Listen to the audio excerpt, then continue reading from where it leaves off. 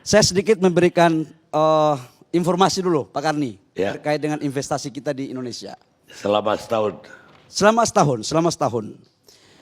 Pak Karni, kami masuk di BKPM, realisasi investasi pada bulan Oktober 2019 itu kurang lebih sekitar 605 triliun. Target realisasi investasi di tahun 2019 itu 792 triliun. Tapi kemudian kita kunci tutup di akhir 2019 sebesar 809 triliun. Dengan komposisi Jawa luar Jawa, Jawa itu kurang lebih sekitar 53%, luar Jawa itu 47%.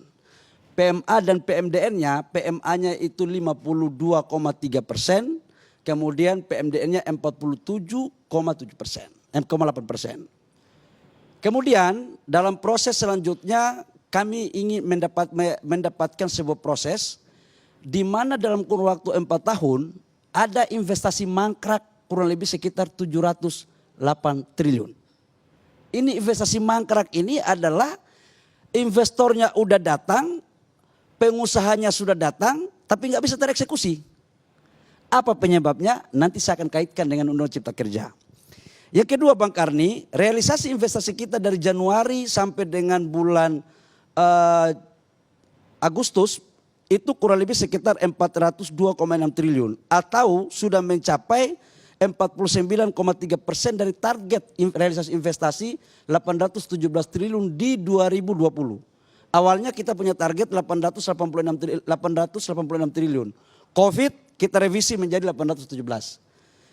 Nah, ini menarik juga Bang Karni. Kita dalam proses semester 1 itu Jawa luar Jawa itu sudah Jawa luar Jawa itu Jawanya itu kurang lebih sekitar 51,9%, luar Jawa 48,1%. PMA PMDN-nya beda tipis, beda 1%.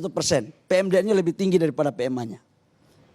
Jadi maksud saya dengan undang-undang ini adalah memberikan jawaban ruang bagi adik-adik saya yang mahasiswa yang sekarang mau selesai kuliah, itu bisa kita menciptakan lapangan pekerjaan dan juga mereka bisa jadi pengusaha. Bonus demografi di depan mata. 2030, 60% penduduk nasional kita adalah usia produktif. Bayangkan kalau negara tidak hadir untuk memberikan ruang kepada mereka dalam konteks regulasi yang berpihak, mau jadi apa adik-adik kita ini? Mau jadi apa generasi berikut ini? Dan saya pikir tidak ada cara lain Bang Karni. Di pasal 33 Undang-Undang 45 tentang demokrasi ekonomi, investasi yang inklusif harus diberikan ruang yang sebesar-besarnya.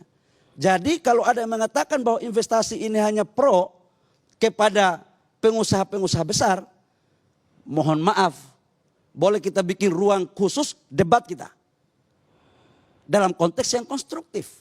Karena menurut saya kalau UMKM ini kita perkuat dengan regulasi yang cukup, itu insya Allah. Karena perintah Bapak Presiden kepada kami, dia mengatakan begini, Mas Bahlil, kamu ngurus investor jangan hanya ngurus asing. Jangan hanya urus yang besar-besar dan dalam negeri. Urus itu juga UMKM. Ternyata setelah saya cek nggak salah karena memang beliau dari UMKM. Jadi hati beliau untuk UMKM itu nggak perlu diragukan sebenarnya Bang Karni. Ini kan persoalan cara memformulasikan dalam regulasi. Saya pikir begitu Bang Karni, undang-undang ini undang-undang masa depan. Undang-undang ini bukan undang-undang masa lalu. Jadi ayo kita berpikir ke depan karena masa depan bangsa ini ada di depan kita semua. Terima kasih Bang Karni, demikian. Gak salah Pak Jokowi pilih Anda sebagai ketua BKPM. Udah tepat. Saya dengar tadi para pejabat di depan, senang juga dengarnya. Ya, saya dengar Pak Muldoko tadi bagus sekali, jelas arahnya. Ya, Bahlil apalagi, Menko-nya aja kalah cara ngomongnya sama dia. Ya, Pak Mahfud, Pak Joni, Pak Doni. Gak salah kan? Hah? Presiden pilih Bahlil. Ya, a good choice, a good choice. Karena dia berani berpikir out of the box. Karena ngeberesin Indonesia ini nggak bisa pakai cara-cara konvensional.